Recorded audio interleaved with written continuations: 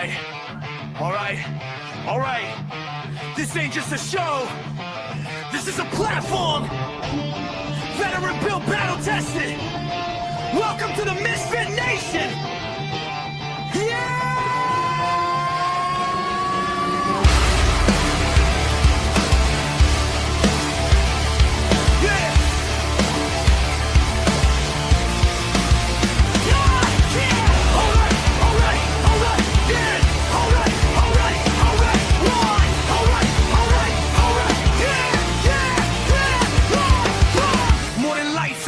In a room, built from boots on the ground, now we breaking the rules. 2 vets, 1 leader, painting the sound, turn scars into sermons, let them echo around. Artists with truth, musicians with fire, actors backstage chasing something higher.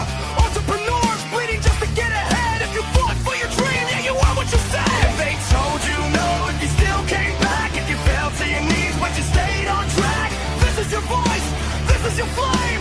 Say it loud, remember the name. No salvation, just elevation. We rise again. From the fight, to the end. We are the Misfit Nation. No damn labels, no damn cages. If you're still breathing, you belong. Turn it up, this is our song. Yeah, this is our song.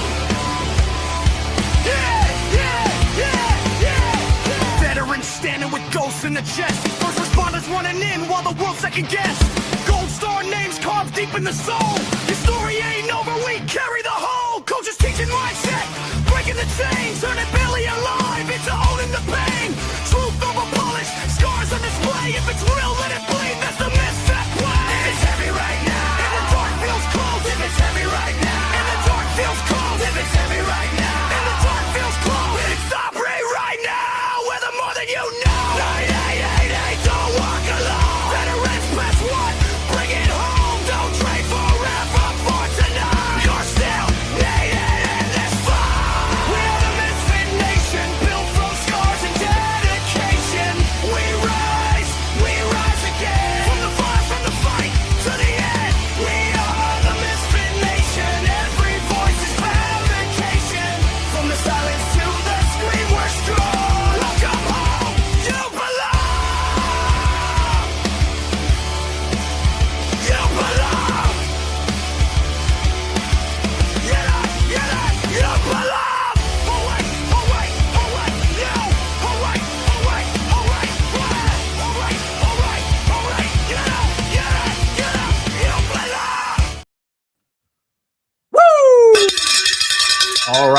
All right. Welcome back to the Misfit Nation in your Thursday after dinner edition. We know you got other places you can be watching the World Cup, watching basketball, women's NBA right now, or you could hang out with us. And you chose to hang out with us and collect those frequent flyer miles. So thank you.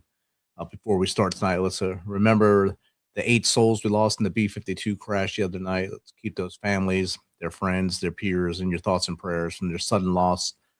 And hopefully they'll find out what happened with this one and doesn't happen again. But keep those families in your thoughts and prayers tonight and into the near future, as they'll be needing a lot of those big hugs and love going on here in the next few weeks. But today's guest spent more than 13 years working undercover in one of the most dangerous and emotionally challenging areas of law enforcement, investigating sex trafficking, targeting buyers and traffickers, and helping rescue victims. With 27 total years in law enforcement, Heidi Chance has become one of the nation's leading experts on human trafficking investigations, victim identification, undercover operations, and community awareness. She's trained agencies across America, testified as an expert witness, developed at advanced detective training programs, and appeared in the PBS Frontline documentary, Sex Trafficking in America. Tonight, we're discussing the realities of trafficking in America, the warning signs communities often miss, what law enforcement faces behind the scenes, and how awareness can help save lives. Misfit Nation, this is one conversation you won't want to miss. Please welcome Detective Heidi Chance to the Misfit Nation. Welcome, Heidi. Thank you. Thank you for having me. It's great to have you here. When I've seen your name come up on the podcast guest spreadsheet there, so this is a must-have. We got to have you on here. This is a high-profile topic, obviously. but it's something that it's not really talked about. You see it in the peripheries a lot, but not a lot of people want to talk about it in public because I guess it's voodoo or it's bad juju to talk about this because it's actually happening. They don't want to admit it. Yeah, I mean, that is definitely one of the main things that we deal with as far as people's perception of it's happening somewhere else, it's happening in another country. There's no way it's happening here, but I'm here to tell you it's happening in our community, even in rural areas. And I have cases and cases to prove it, unfortunately. And that's the sad thing. There's just cases and cases that you have to prove it. In 13 years undercover and doing this sting operations, really. And we know what happens right here in our town here in Clarksville. They do it right at there's hotels right along the highway where they set up the stings because the interstate comes right past us here. So they have the same hotels nearly every time where they catch at least 10 dudes every time going to pay for company. And it just never stops. I don't understand how people don't catch on that they're doing these things, or maybe they're just so addicted to doing it that they can't stop. Yeah, I have a lot of opinions about that. I would probably start with the issue of everything available in the palm of our hands. Pornography, the ease of viewing video, live video, even with these platforms like OnlyFans, Patreon, making requests for sexual services to be performed live. And people are ingesting all of that. And it after a while, it is no longer exciting some people. And they move into action in real life. And that's when they're interacting with live victims that are being exploited. There are victims also being exploited on those platforms also, by the way. They're, in my opinion, being managed by people who are creating a situation where they've made them sign a legal contract and threaten them with that contract, legal action against them if they don't perform and they don't produce the content. So in essence, that's kind of the definition of forcing someone, or else you do this or else, a consequence, a threat. And in my opinion, that's definitely happening every day as well. Definitely. I've seen it happen. Got in trouble. Wouldn't admit it and made like it wasn't a big deal. It made like it was nothing to worry about. They can just go about their life as normal. And I kind of went the total opposite direction and just basically turned him off and left away. Well, took myself away from his situation completely because I didn't want to hear him say it wasn't a problem or it wasn't a bad thing, because it is a bad thing. It's horrible. Yeah. And it's a very transient crime. Just like you were saying, the hotel, it's along the side of a freeway. I think that's something that law enforcement needs to realize, is that by the time we're on to a situation with a trafficker and several victims, they may have already moved on to the next place. And they're very organized, much more than we even thought. I'm investigating a couple of pimps right now that communicate through like a group on a social media platform. And they have Pimp of the Month going on, where they're competing with each other and there's money involved. I mean, there's all kinds of things I don't think that law enforcement realizes. And we're, as always, behind the ball on things. And we need to get continued training and education on this at all times because it's ever evolving. Definitely. In 27 years in law enforcement, I'm sure you've seen it evolve 100 times over that period. When did you notice that it went from just on the street stuff to, hey, it's digital and they're pimping kids out, they're grooming children to become these sex trafficked or human trafficked people? Yeah. So when I first started doing like temporary assignments with the unit, my first experience with posing as an undercover prostituted person was obviously the girl on the side of the road in the streets. So there's different types of prostitution going on. We have street prostitution, the online prostitution. So basically I was posing as a prostituted person, and I was swarmed by bees in a sense, where there were so many men that knew exactly where to go drive up and solicit, that within 45 seconds, I stepped out on the street. My first time doing this, a vehicle pulled up. The guy was masturbating himself, and solicited sex act from me. So obviously my reaction to that, was not like a normal reaction. I had to stay in character, so to speak. And I just said to him, you started the party without me. And then went on to engage in that conversation, and he was arrested. But it was definitely shocking to me as to if I had not engaged with that person, the next one was ready to pull up on me. And then there were two more across the street. They were waiting to see what happened. So it's pretty incredible. And I understand that this problem is 50 times worse now than it was before. And I'm talking about 2007. Now we're in 2026. So there's several reasons for that. I have my opinions about that as well. You can share if you're allowed to. Yeah. So obviously, when we talked about evolution of this crime, back when I first started, I really did witness the changes in law enforcement and how we respond to this crime. When I went to the unit it was called the Vice unit at the time, and now it's the Human Exploitation and Trafficking unit. Back then, there was only one allowed female position per squad, because back then we needed male undercovers to arrest girls that are committing acts of prostitution. That's what we were doing all day long, every day. And they didn't really need female undercovers except for to do female searches. Now that we've recognized we were probably arresting potential victims of trafficking, we do, I'm happy to report, say that the female undercovers outweigh the male undercovers, because you need female undercovers to target sex buyers and traffickers. So female undercovers really are the front lines in this fight. There is no one else that can be in that position. And so that is part of what I do now when I do law enforcement training and go around the country. I'm training female officers to be that front line and to be that female undercover, both out on the streets, in hotels, advertised on prostitution websites, and then also engaging with pimps in an undercover capacity. I've been recruited and groomed by traffickers that didn't know, obviously, who they were talking to out on the streets during operations, in hotels when they showed up, when we were advertised online, and also on social media platforms. And so that is where my experience comes from. And so that's what I try to share. That's my main goal, is to encourage female officers to be undercover. And to give them the tools to do it, since you have a lot of tools that you picked up. When I was put out on the street, that first time I had a 30-minute briefing, and then here you go, watch a couple of girls that have done it before, and there you are. And I was literally like, okay, here I am. So I had no training.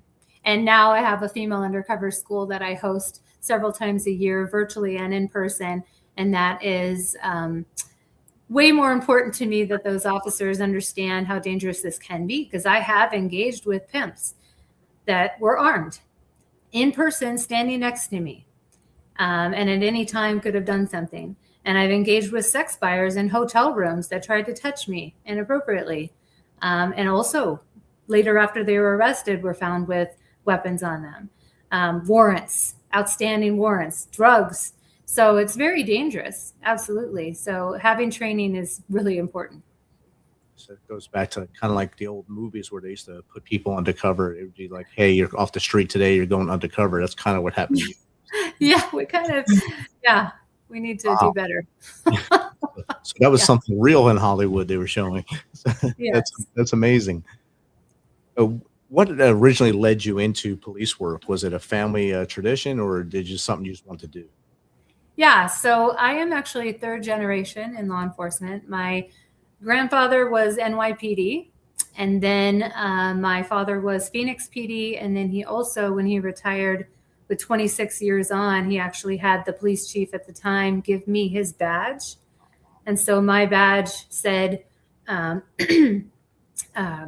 it was his badge number, and then it said policeman instead of police officer. Obviously, and I don't care. Right. I have my dad's badge. I'm not reading anything into policeman. It said policeman for my career, because that is what I was. But he retired, and after that, and went over to Maricopa County Sheriff's Office for another 12 years. So, and then I got on and took on his badge, and I'm still in law enforcement working for a different agency now that I retired from Phoenix Police Department. But I was definitely in the blood, so to speak, if that's what you're asking. For some people, that's why they do it. They follow dad, like you, dad and granddad. Yeah. Both did it, and you came in next. And some people just on the whim say, I want to be a police officer.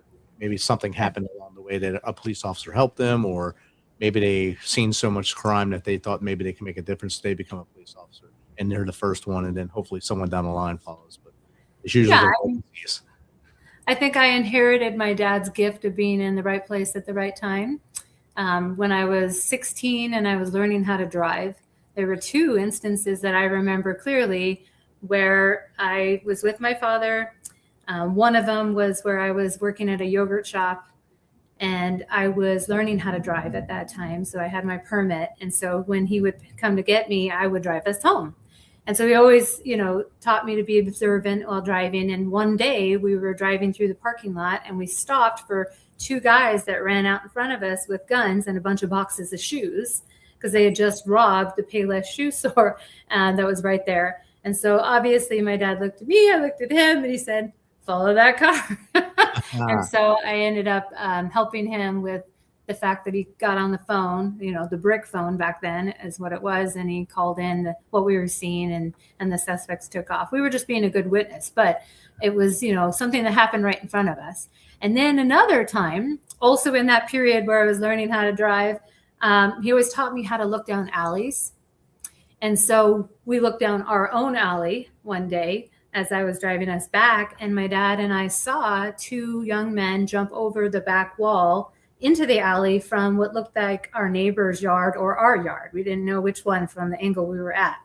So obviously I pull around front, my dad jumps out, goes to get his radio and badge and whatever he goes and gets. And without thinking, I drove to go be my dad's backup to cut off these guys in the direction that they were going. And then my dad was coming from the alley from the back of our home. So we had them cornered.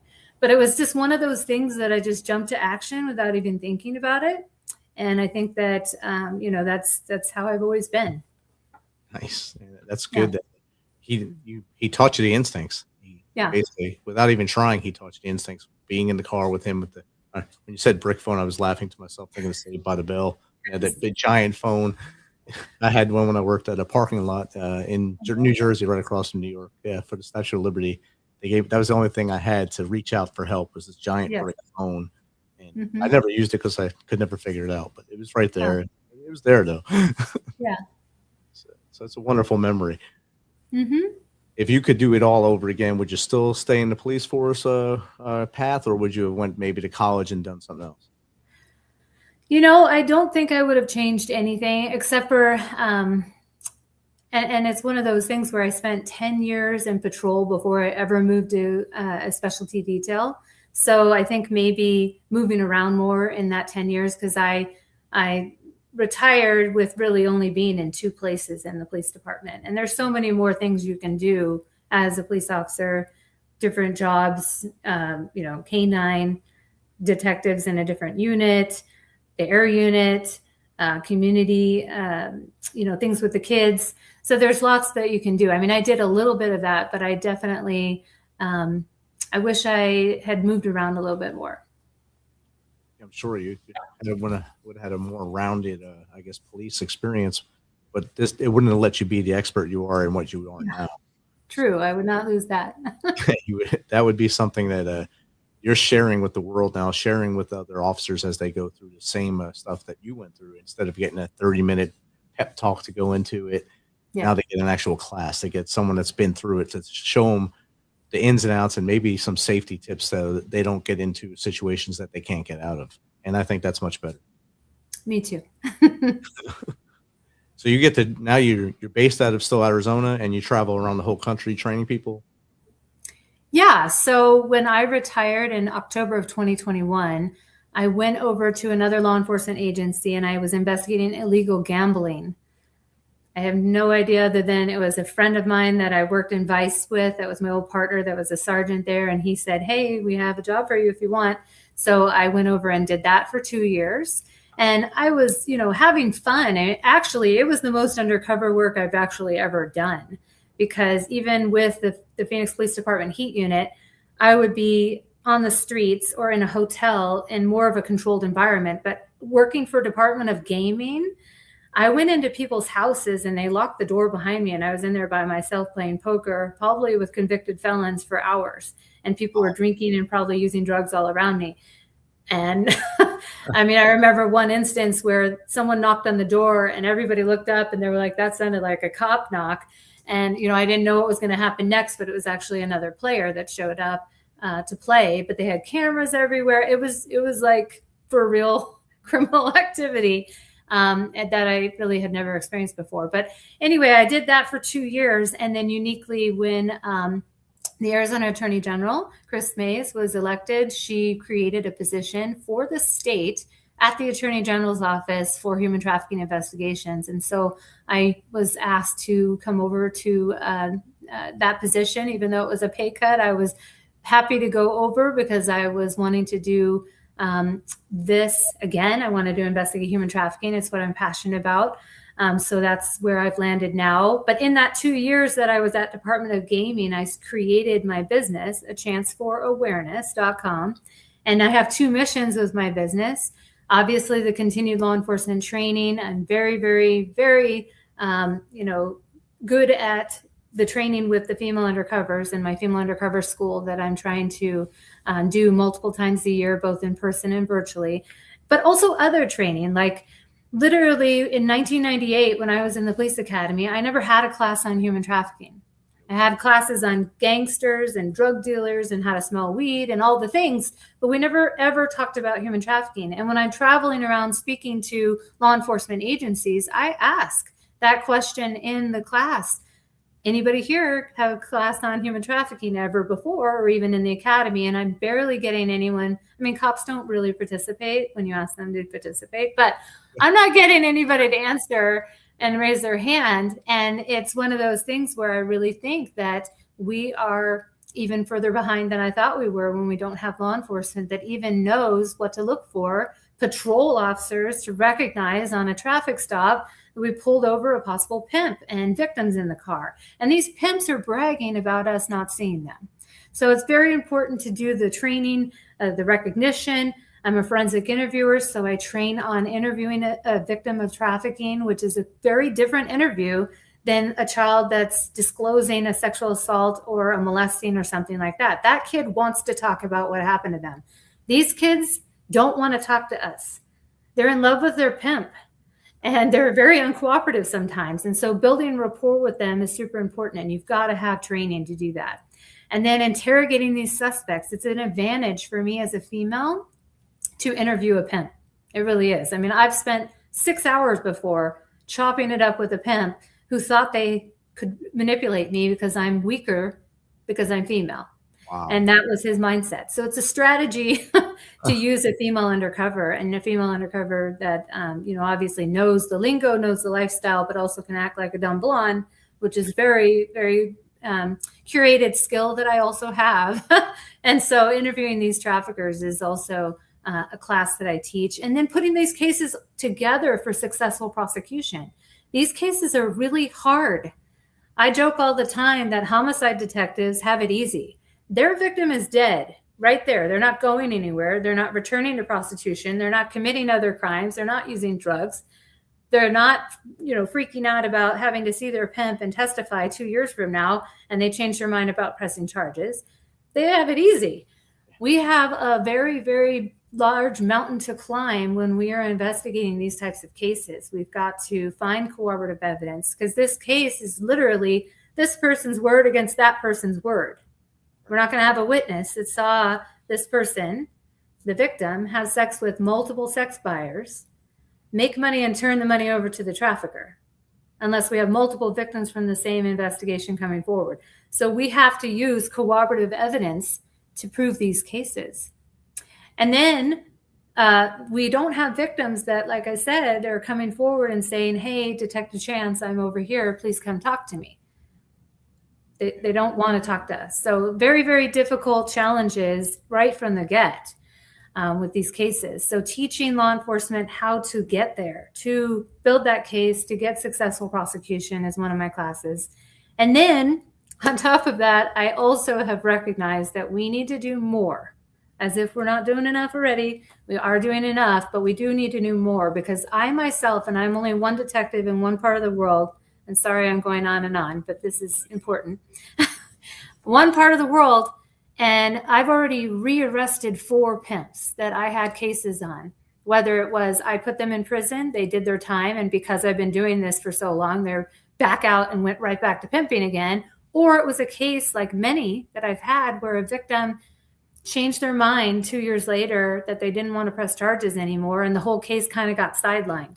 I've re-met 4 pimps. I should not be re-meeting these pimps. We need to do more to put them in custody, in jail for longer, with more felonies. And the way to do that is financial crime investigations alongside a victim-based case. So I teach law enforcement, because I never had anyone teach me how to do this. I had to learn by doing how to do the money laundering, illegal enterprise cases to go alongside, or even in some instances without a victim. The state will be the victim, and go after these guys for some other serious felonies that they need to be facing. And more than that, I also didn't ever have anyone teach me how to do this. I had to learn by doing, is seizing their assets, taking their bank accounts, taking their cars, seizing their Rolex watches and their P blinged out necklaces and their Nike shoes that are stacked from floor to ceiling, brand new shoes, all of it. Because these traffickers have no job. They have no legitimate income coming in. Their only job is to manage the victims they have right now and look for new ones. And so we need to go after the money and follow and seize those assets. That is where we take them out at the knees. Definitely. We had, I used to live on the other side of town, and there was one that moved in right across the street, and the people who were renting to them were so happy because they were paying cash and almost double the rent. So I'm sure they so were. happy. They were happy, and they were defending them. When I told them they were not good people, they were doing bad things, and oh, you're just jealous because they have all these things. Okay, I'm jealous, but you're going to wind up in jail because of what they're doing in your house, and you're letting it happen because you're getting extra cash. And they didn't want to listen until the dude got arrested, and him and his pregnant wife, who were both trafficking people and sex trafficking and human trafficking from Arkansas across us to the East Coast. They got arrested, and all they did was they just moved their operation to the next state. They moved into Kentucky, which we live right on the border. So they moved to the next state and got arrested again within weeks for the same charges. And they just catch and release. In order to make it end, there has to be some heavy actual charges and actual punishments to them. Yeah, I mean, one of my cases, it was at the time, I don't know if it still is, it was a record for the United States. It was familial trafficking. So basically there's different types of trafficking, in my opinion. There is the street trafficking that's going on, where you have individuals trafficking other individuals. And you have organized trafficking, which could be like brothels, cartels, massage parlors, more organized and a connection to out of the United States. And then you have familial trafficking, where you have family members that are actually selling their own family member. And so this case had 7 victims, 2 juveniles. One of the kids in the case was 13 when her uncle, that's the pimp, he had sex with her when she was 13. And then a few years later, when she was almost 15, she had a situation where her grandmother, who was her guardian, couldn't really take care of her as well, because she got in trouble with law enforcement for drinking underage in a small town. This is why I say this is happening everywhere. And he brought her to Phoenix and had her working out of a brothel he had running out of his house. And he was also having sex with her every day, as well as another juvenile, which was a 17-year-old. Her mom was a Department of Corrections officer who lost her job, fell into drugs, and became employed at the strip club and met him at the strip club. And then he married her. And then she brought her 17-year-old daughter and then these other adult females. So it was 7 victims. The case took 5 years from the point where the juvenile who originally disclosed, the niece, she was almost 17 when she disclosed, 5 years to go to trial. And we got 7 victims to show up 5 years later He was charged with 130 count indictment. After 7 months, the jury deliberated for 4 days and found him guilty on 101 counts, and he was sentenced to 493.5 years in prison. Wow. Yeah. It's a home run there. So that's yeah, good. I love talking about that one because the public needs to know what's going on here. And I always, when I present that case to the public, I talk about how this isn't something that happened in the beginning. When I first started investigating these cases, we were getting bullshit plea offers for 8-9 years. This is another reason why I'm re-meeting four pimps that I put in prison. Right. And that was because at the time, prosecutors didn't think these cases had jury appeal. I mean, we had victims that, like I said, returned to prostitution, got heavily into drugs. It was very difficult. It is still very difficult. But when I'm speaking to the community, and that's also part of my second mission of my business, is to inform the community, because I believe that an informed public equals an informed jury, which equals accountability for these traffickers. And that's where we're seeing these 100-year sentences. And I've had multiple that I've put in prison for over 100 years. That's not the only one. So that evolution I've witnessed over the years is because of awareness and getting this information out there. So when people say awareness isn't doing anything, I beg to differ because I've seen it. That's amazing. Good work on the home run. And Yeah. Hundreds of years of people in jail. And hopefully they're rotting in there and don't ever come out by any technicalities or something. Being in Arizona, are a lot of those being trafficked? You said we just talked about familial, but are there a lot of people being trafficked across the border or from within the United States across Arizona? Yeah. So like I said, it's very transient crime. As far as the border, my experience before I went to a state position now was just inner city Phoenix. We obviously did have some brothels that we discovered that were very difficult to get into as undercovers because they were Spanish speaking. They were native Spanish speaking. You had to know someone who knew someone. Very underground, really, actually. And that's kind of where my experience was with that. Not really what is going on now, because I did retire in 2021. So all of this situation with the border has been since I've kind of left that and then now returned to it. So it's definitely happening, I don't doubt, obviously, with what we see in the news and things. I just don't have any personal cases that are more than what I've described, but it's an issue for sure. Right. I know it's transient. I know they can come from and they can take them from anywhere and do this. Yeah. That's just. Well, I mean, yeah. Part of that transientness is the isolation, because if you have a victim who, and these traffickers are really good at burning bridges with family and friends, making that victim, get in fights with their family because they don't want them to have an opportunity to go somewhere if they do decide to leave this pimp. And then also moving them around constantly. They're withholding their identity from them. I had a trafficking case I did a warrant on recently, like last 2 months ago, where we were doing the warrant at the pimp's house, and in his closet, in his pants, zipped into the pocket of these pants, this girl's ID, her medical card, and her birth certificate were hidden in the closet. And the reason why it's in there is because he's living with these girls and he doesn't want her to be able to find it to leave. He's keeping it from her. So with that, they're also traveling and isolating them. And imagine being a 15-year-old with no ID. You're taken to another state. You don't have the phone that you had when you ran away from home because the pimp took it from you. They've locked you out of all of your social media because that's the first thing they do is control everything about you. So you can't even engage with any family or friends on social media. What are you going to do? Wow. You're going to stay in this stuck situation until law enforcement or someone from the public who learns about the signs calls the police and lets someone know. Ends the circle there. So that's horrible. Yeah. Got a couple questions in the gallery here. Okay. It's from my brother. You spoke about finding people online like pimp groups. So seeing how everyone records and posts everything, how much does that help law enforcement find like reckless drivers and people just doing bad things and posting it online? Yeah, so I think, and my experience has been this as far as internet and chatting with these guys, because I have 7 Facebooks, 5 Instagrams, Tag, Meet Me, Bumble, Plenty of Fish, Snapchat, all in undercover accounts. You never know who you're talking to.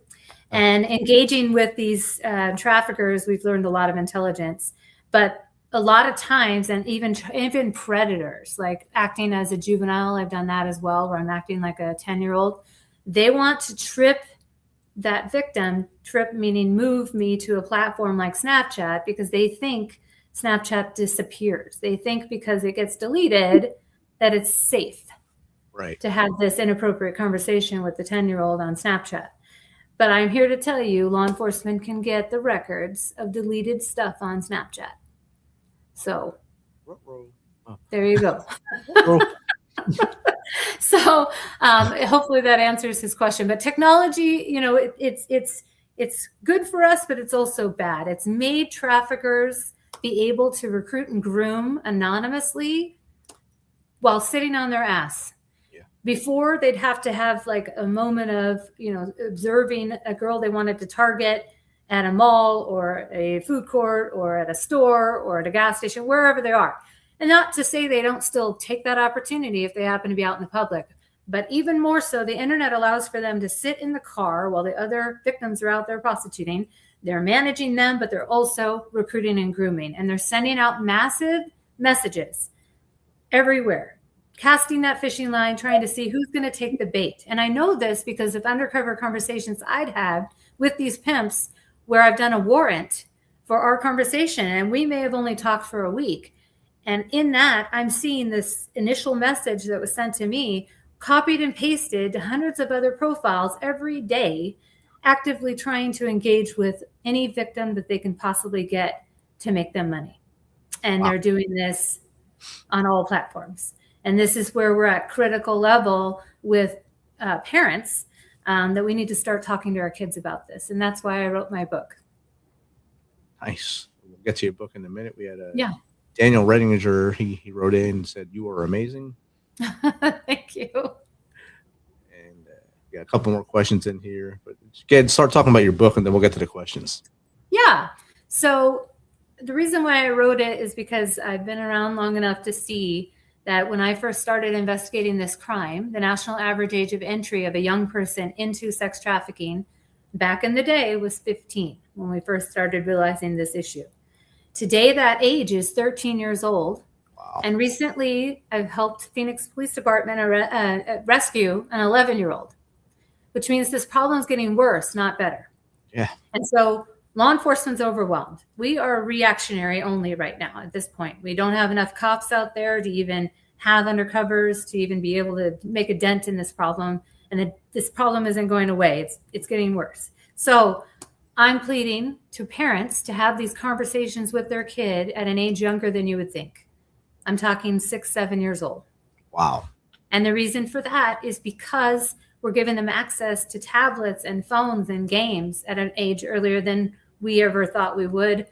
There's lots of reasons for this. They're going to get access to it anyway at school, all the things. So we need to start talking to them, because this isn't a situation of if this happens to my kid.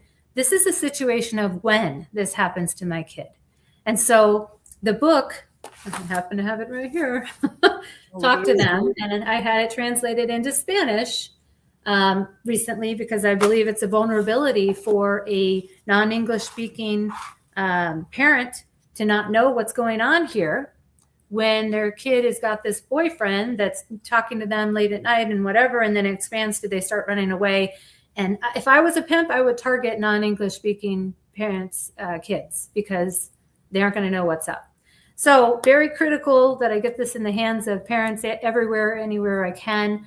The reason also that I want the parents to have the conversation is so that their child, when it happens, can self-police themselves and recognize when a creeper is private messaging them, asking them personal information about themselves, like where they go to school, where their parents work, how old their siblings are, what their cross streets are, that kind of stuff.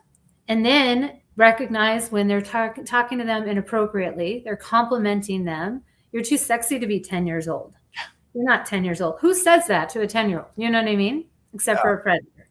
Or when they're encouraging them to delete the conversation or keep this a secret from your mom. All of those kind of things are going on every day, all day long. And if we talk to our kids about it, they're going to recognize when that's going on. They're going to stop talking to this creeper, and then they're going to come tell their parent about it. And that's what I ultimately want the book for. And so that is why I wrote it. And I think it's really, really important to get out there to parents.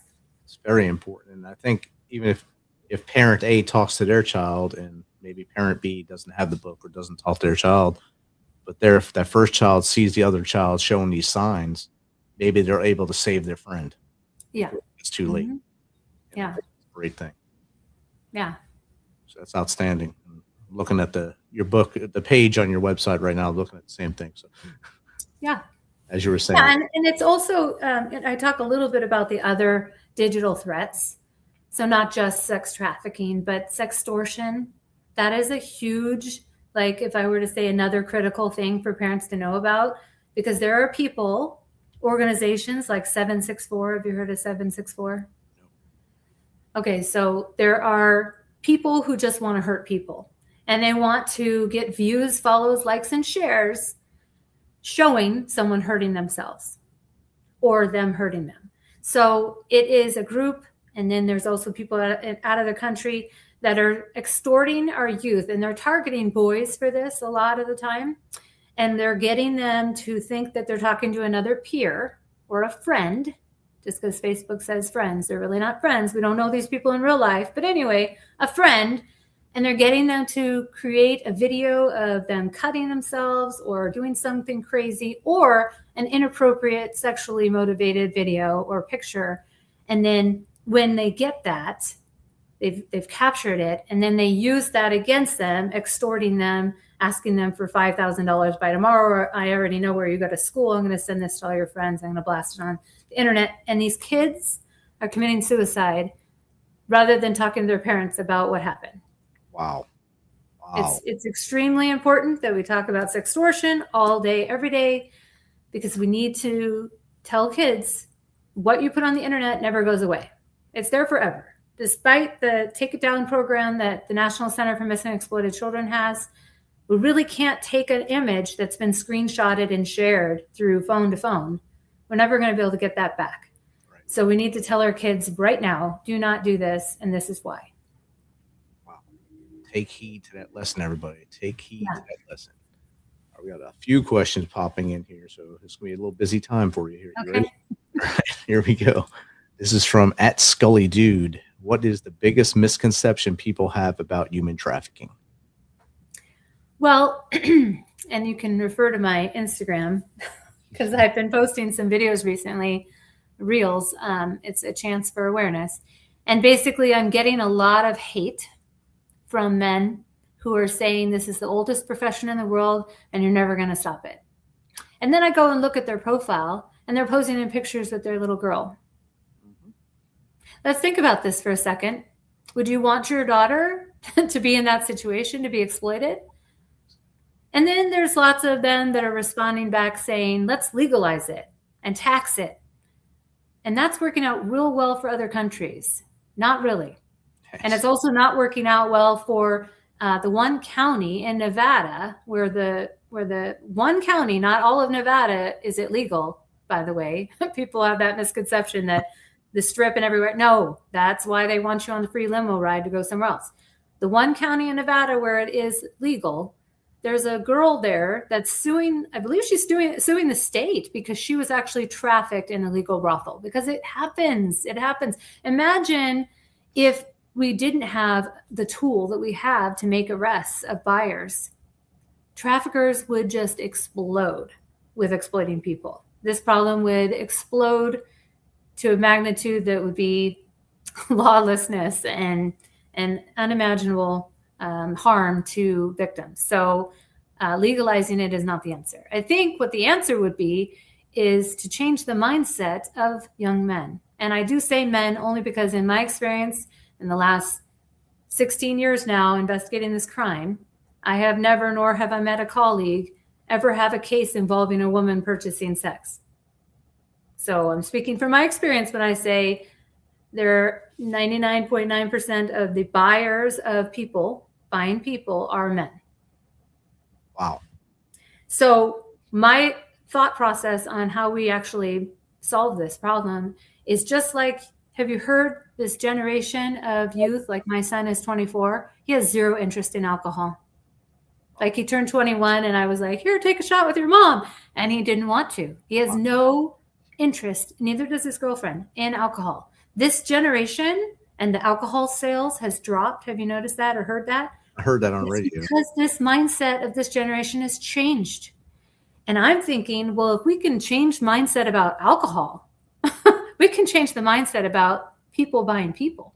So many other things. Yes, it can change. It can happen. And it starts with fathers having conversations with their sons about what it is to buy someone, what it is to view pornography on these platforms, what it actually results in, and what's behind all of that. And I even just created a guide actually on my website for fathers and mothers to have those conversations with young men, their boys, because, and it's a free guide, it's a free resource. I just really want to help change this mindset if it's possible. Because if it's possible, like I want to have a tasty beverage right after this because it's a Friday. I'm sorry, a Thursday night. So weekend starts for me. But my son would probably come over and drink water or soda. You know what I mean? So I think it's actually possible to change the mindset of the next generation. Definitely is. And that's pure evidence right there. Yeah, I think so. That's amazing. Next one is from True Fan for Real. Are there warning signs that parents often miss when it comes to online grooming and trafficking? Thank you, True Fan. Yeah, I definitely think that we wouldn't know the warning signs if we don't put expectations in place when we give devices to our children. Like, for example, I had a woman who made the expectation that you can only be on the computer in the family room where I am, where all of the family is, like not in the bedroom when they let their child on the computer. But unfortunately, she let that child have a headset. And so she couldn't hear the conversations going on. Yes, she could walk by, but obviously we've got life going on and we're making dinner and doing whatever. And so she never saw all the interactions going on with strangers on that computer that was in the room where she was at. So, to the point of having the conversations, telling them about the things that are going to happen, expect that it's going to happen, is super important. As far as warning signs, obviously, just like a cheating spouse, if I'm on my phone and you come by and I like real quick pull it away or put it down or lock the screen, that's a clue. Kids do that. That's a clue. They're obsessed with their phones, but if they start all of a sudden trying to hide it from you as a parent, that's a problem. Like I said, my son's 24. I had gotten him a phone, I think when he was 11, and it was one of those situations where he got home before I did, and we didn't have a home phone, so he would need, and he actually walked in our house being broken into, so he needed to have a phone at that age. But I also pay for that phone. I will go through that. There's no expectation of privacy in that phone, just like the room. I'm going to take the door off the hinges. This is my house. I pay for the internet.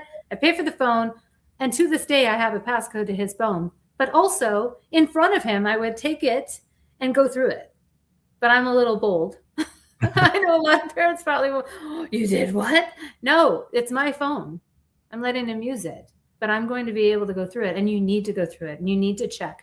You need to walk in and be unexpected. And, have him in the back of his mind that, you're a parent. You're not a friend. You need to be, checking in and surprising them every now and again to enforce your expectations and your rules. 100%. And I think that's you hit the nail on the head there. You're a parent, not their friend. You can be their friend when they're adults, when they're over 20. they make it out that way, you can be their friend. Try and have a shot together. When you try that, and that doesn't, yeah, they may not take you up on the offer. do a shot of ginger ale together. It's good. Yes. It'll make you sick, but it'll be all right. Yeah. But you have to have that expectation that you're in charge. You're making sure this person grows up and does the right things in life. So being their friend shouldn't be on your top of your priorities. They should hate you as much as possible growing up. Yes. And when they hit 20, oh, maybe they were right, and then they figure it out. They can talk to a shrink about it later. There's a whole other field for that. Yes. The next question is from Sharif Abdul Rahman. During your undercover years, what case changed you personally the most?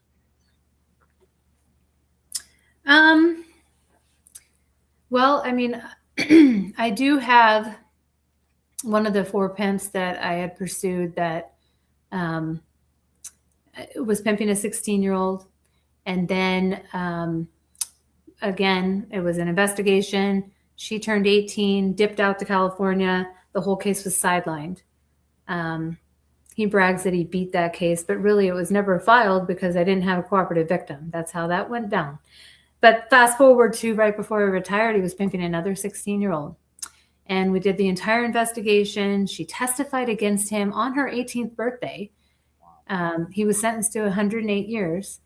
And the problem with it is that was number 2 of the 4 pimps. Number 3 of the 4 pimps we were actively investigating. This is right before I retired, for sex trafficking of an adult. And we landed him at a house, and then we knew about the other apartment that he, as a registered sex offender, put down as his address. So we did a warrant at both locations. And unfortunately, when we did a warrant at that location, guess who answered the door? Girl.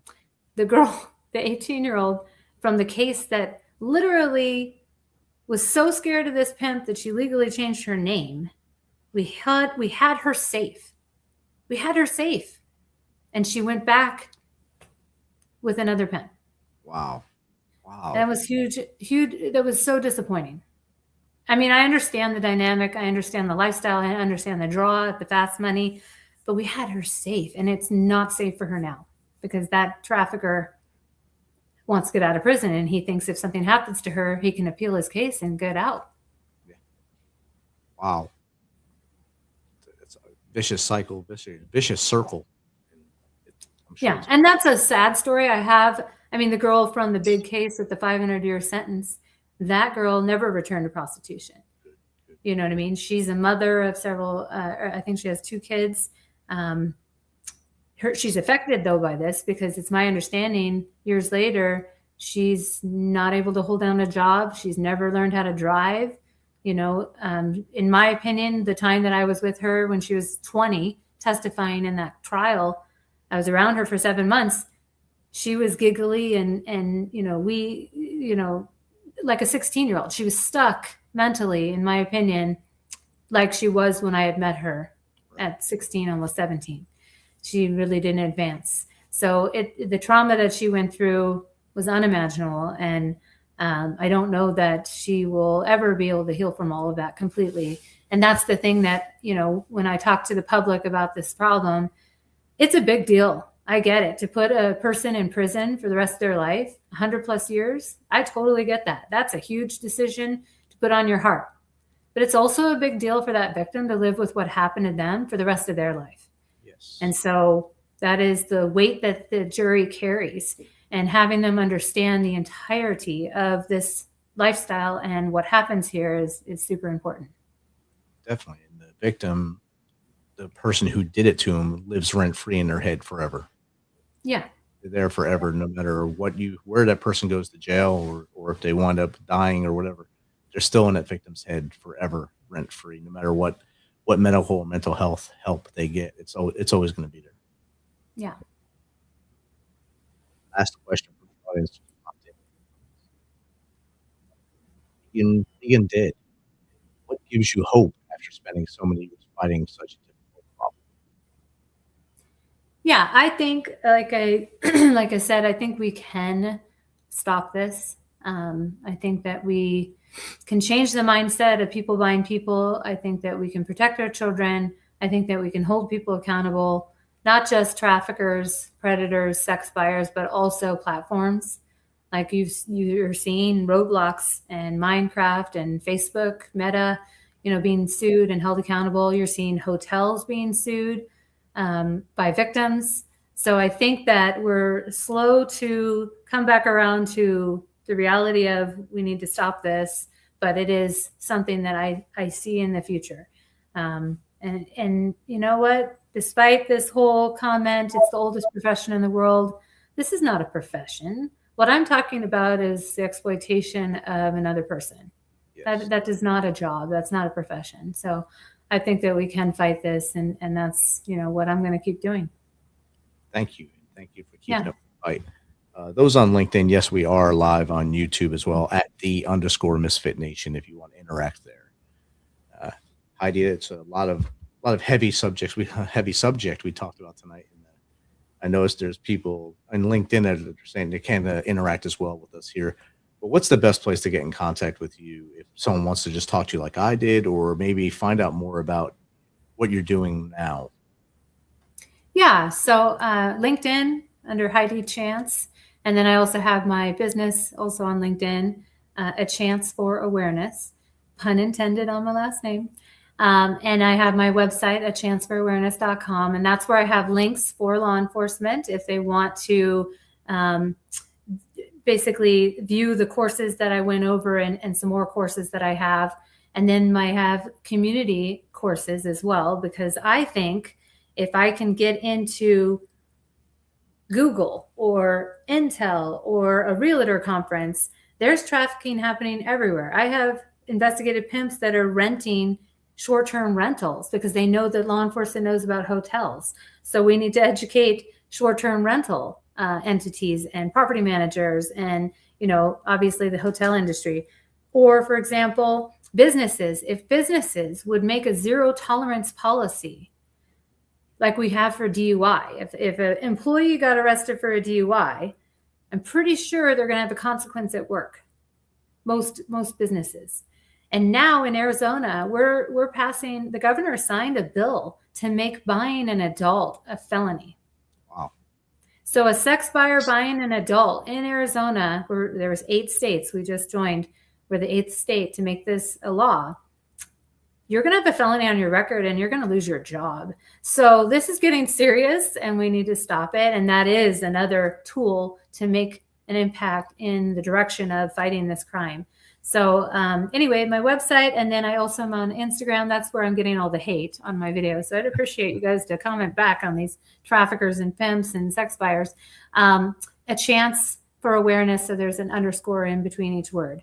So that's where I'm at. Outstanding. And what, after everything we spoke about tonight and where to find you, what's one thing you want the Misfit Nation to take away from this tonight? Yeah, so just like you're at the airport and you've got all the loudspeaker messages, if you see an unattended bag, say something to the attendant or a security or somebody at the airport. I'm asking you, if you see something going on, say something. Don't be afraid to call. Call local law enforcement, call the non-emergency line. Most states are coming up with their own human trafficking hotline. Arizona has one. The national hotline is under new management right now, and it's a little iffy right now. You can still try and call them, but really the national hotline was made for victims to have a place to go or call, a resource to call, and not necessarily involve law enforcement. So if you're really trying to report something that you're seeing as a witness, then local law enforcement would be the line that I would suggest you call, and report what you're seeing. Be a good witness. Describe these people. Get a license plate. On the down low, don't put yourself in a position of getting retaliated against, but try and take a picture or a video of these people that you're trying to give info on. Last known direction of travel. And leave your information. I know that you don't want the cops to show up at your house. I get that, a patrol car or whatever at the house. But if you could please leave an email address or your phone number so that in case you saw something you forgot to tell 911, the detectives, we're going to want to ask you other questions. Like if you saw a tattoo or, who were they with, or what did they look, what were they wearing? Was there provocative dress? We have questions. So please leave your information so that we can contact you. And if you want to be a witness, you don't have to give your home address either. We can leave that out of the report. So I think that's like what people are worried about. And I would be worried because these pimps, I always say, number one, they're the most reliable people you will ever meet. Because if a pimp says they're going to beat you up, they're going to beat you up. But I also say that they use intimidation with anyone who would be able to show up to court to testify against them and say that this thing happened. So they would be trying to retaliate and intimidate back. I get that, but it's very important to all of us to work together to hold them accountable. Outstanding. This last question this is the hardest one for you all night. Okay. There's 3 things the Misfit Nation, our audience, can start doing tomorrow to be better people. Yeah. So the number 1 is make the call. The number 2, if you want to get involved, please don't be a vigilante because we have people out there and you'll see them on Instagram and TikTok doing their own child predator operations, but you never see law enforcement there. And just like you see somebody speeding on the side of the road and you're like, I wish there was a cop that could pull them over. You as a citizen can't go pull them over because you don't have the authority, correct? Right. So it has to be observed by that infraction, that speeding has to be observed by a law enforcement officer for us to issue a citation. Or just like I can't go in the emergency room and put on a white coat and perform surgery today just because I don't think you're doing a good enough job. I have no medical license, I don't even work at this hospital, but I'm going to come do this surgery for likes, follows, views, and shares. That doesn't work. And it doesn't work when people are trying to be cops. Impersonating the police is what it is, and it's actually a felony. But please don't be a vigilante. If you want to get involved, there are many, many places that need help. Not only resources for victims, like make a backpack in different size clothing items, toiletries, toothbrushes, makeup removal wipes, some type of toiletry or item bag full of these things that I can give a victim if you donate those to the police department.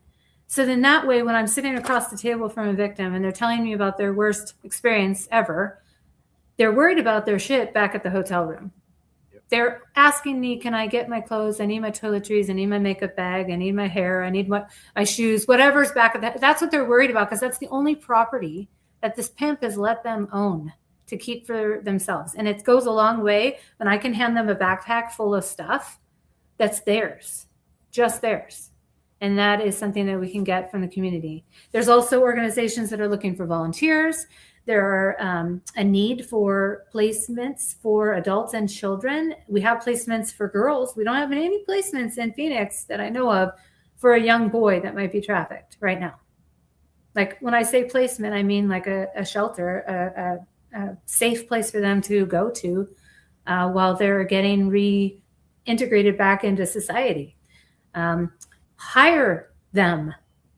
It is super hard for them to be coming from a lifestyle where they made $80 in 15 minutes for giving someone a blowjob. And then you want me to go to McDonald's and I'm going to have to work a full day to make that. You know what I mean? So there's many things that can be done. I actually have a whole training on my website. It's my Power of Awareness course that I recorded myself, kind of speaking about all these aspects, the evolution of law enforcement, everything. And at the end, I have an entire section on how people can get involved in this fight without being a vigilante. And then I think the third thing is, don't throw that paper away if you get a jury summons. We need you. We need you to serve as a juror. I know that it's a pain in the ass to take off work and you don't know if you're going to get reimbursed and you have to pay for parking and go downtown and go, sit there all day to just find out if you're going to get chosen as a juror or not. And then you got to go back if you do get chosen. And that whole civic duty to serve as a juror is extremely important. So yes, it is. Yeah. For some reason, I'm the only one in my house that gets picked for jury duty. I don't know how that happens. My daughter never gets selected, but I got selected 3 times in 2 years. So, oh wow. I enjoyed it. I mean, got out of work for one day, and then I was on grand jury, so it was Oh, yeah. It wasn't bad, but it was interesting to see that side of things and be a part of this solution instead of the problem. Yes. So Heidi, thank you for hanging out over this past hour. It flew by because you were giving us some great information. Anytime you want to come back on and give us updates, you're more than welcome. So thank you for hanging out tonight. Awesome. Thank you for having me. Misfit Nation, make sure you take heed to everything you learned tonight and look for the signs. Go get the book. Talk to them on Amazon or Hablo Con Hello, I believe it is. I think it's. Make sure you get those books on Amazon. You can get them through chanceforawareness.com. The link is there to Amazon as well. Follow Heidi on all her platforms and give her some of that good feedback on there to drown out some of that hate that comes across those airwaves. And Misfit Nation, as always, if you feel that darkness caving in on you tonight or ever, just stop and think about things. Think about those around you. People love you. People want you to stay with them. And people want you here tomorrow. Don't make a permanent solution to a temporary problem. Reach in your wallet. Call those 3 names we tell you to call. If they don't answer, dial 988. Take the prompts and do what they tell you. Or contact us. info@themisfitnation.com. Jake@themisfitnation.com. Or Steven@themisfitnation.com. We will keep you on the line until someone local can get you there and take care of you so you're with us tomorrow. Until next time, be humble, stay hungry, and keep hustling.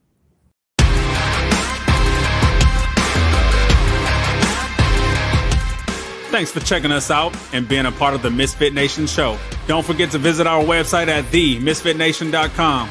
That's TheMisFitNation.com. Check out all our past episodes and get some of the great Misfit Nation gear for you and your family. As always, be humble, stay hungry, and keep hustling because we are Misfit Nation. Misfit Nation.